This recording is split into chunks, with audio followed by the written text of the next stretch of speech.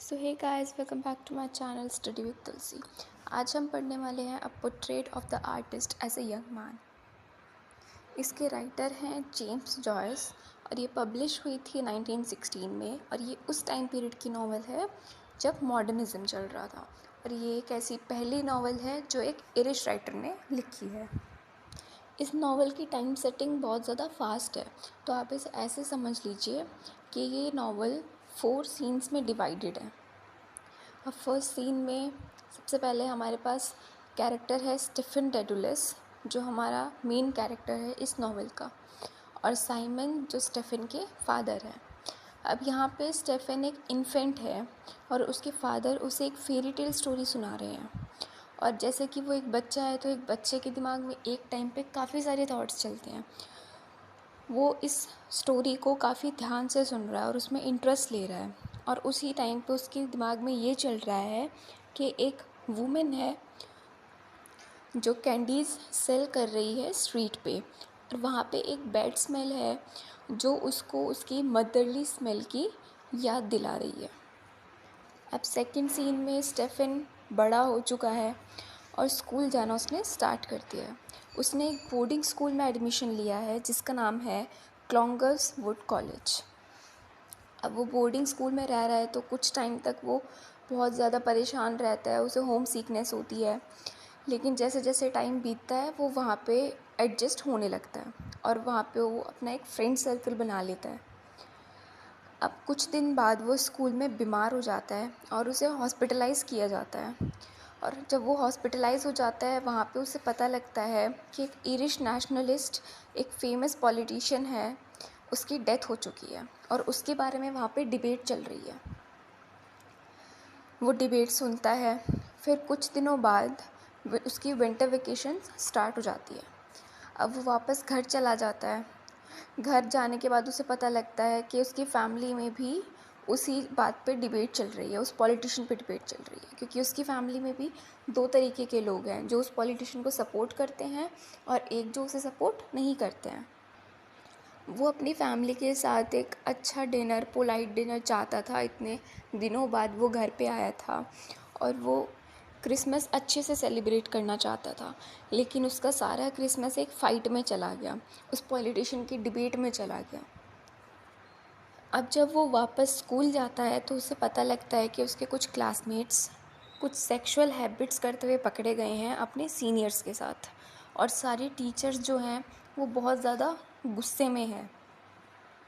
अब एक बार स्टेफन का एक क्लासमेट स्टेफन का चश्मा तोड़ देता है और उसको देखने में परेशानी आने लगती है। और वो जो लिखता था वो बहुत धीरे धीरे लिखता था, तो टीचर को ये लगता था कि वो ये पर्पसली कर रहा है, हमें परेशान करने के लिए कर रहा है। तो उस टीचर ने स्टेफन को पीटा। तो इस चीज़ के लिए स्टेफन के एक दोस्त ने स्टेफन को उकसाया कि तुम्हें इस बात की कंप्लेन रेक्टर से करनी चाहिए। और फिर स्टेफन रेक्टर से कंप्लेन करता है और रेक्टर भी उसका साथ देता है। अब थर्ड सीन में वो अडल्ट बॉय हो चुका है एक। उसकी फैमिली की कंडीशन उतनी अच्छी नहीं है, वो किसी रिच फैमिली से बिलोंग नहीं करता है और पैसों की कमी होने के कारण वो डबलिन शिफ्ट हो जाता है।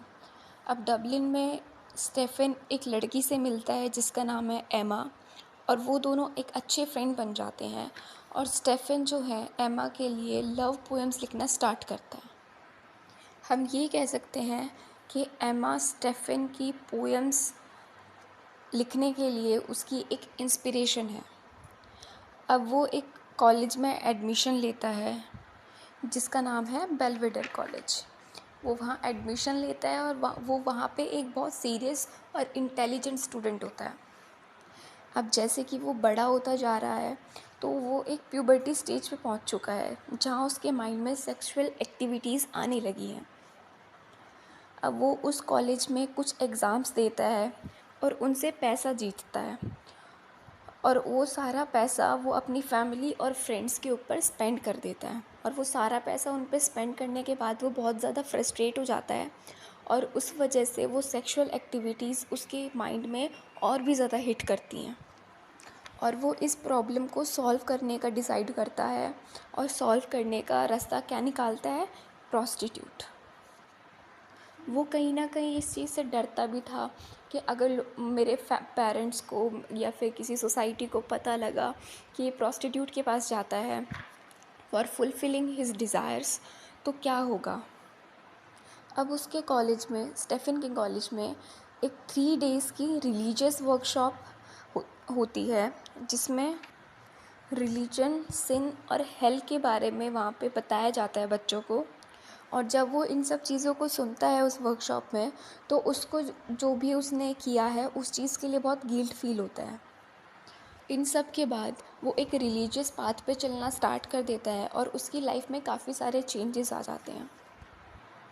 अब जो उसके स्कूल का हेड है, स्टेफन को ये एडवाइस देता है कि तुम्हें एक प्रीस्ट बन जाना चाहिए, लेकिन वो इस चीज़ को रिजेक्ट कर देता है और वो ये सोचता है कि प्रीस्ट की लाइफ बहुत बोरिंग होती है। और अब वो यूनिवर्सिटी ऑफ डबलिन में अप्लाई करता है। अब एक बार स्टेफन बीच पे ऐसे नदी किनारे चल रहा था, तो वो एक लड़की को देखता है उस समुद्र में खड़े हुए, जो कि बहुत ब्यूटीफुल है। वहाँ वो उसे देख के ये डिसाइड करता है कि अब वो एक आर्टिस्ट बनेगा। अब 4th सीन में ये आता है कि स्टेफन ने जो यूनिवर्सिटी ऑफ डबलिन में अप्लाई किया था, अब वहाँ पे उसे एडमिशन मिल जाता है और वहाँ पे वो एक बहुत वेल रिस्पेक्टेड और एक कॉन्फिडेंट स्टूडेंट बनता है। वहाँ पे भी उसने अपना एक फ्रेंड्स सर्कल बनाया, जहाँ पे वो ज़्यादातर बुक्स की बातें किया करते थे।